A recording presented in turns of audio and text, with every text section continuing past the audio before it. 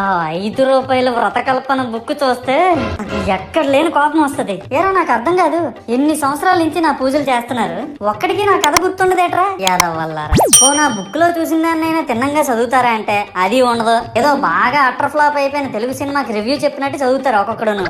ఇంకా తర్వాత 9 రాత్రుల పాటు నాకు ఎన్ని సినిమాలు చూపించాలో అన్ని సినిమాలు చూపిస్తారా. ఇందులో ఫన్నీ పార్ట్ ఏంటంటే నేను ఎన్ని బ్యాచ్లను చూస్తాను తెలుసా. ప్రతి వీధి పందిరి దగ్గరికి తిరుగుతూ నా విగ్రహాలకు రివ్యూ ఇచ్చే బ్యాచ్ ఒకటి, ప్రసాదాల కోసం ప్రతి పందిరి దగ్గరికి తిరిగే బ్యాచ్ ఇంకొకటి. ఇంకా దరిద్రం ఏంటంటే నాకు కొట్టిన కొబ్బరికాయలు ఏమైనా మిగిలిపోయేమో వాటిని తీసుకెళ్లి పచ్చడి చేసుకుందాం అనే బ్యాచ్ ఒకటి.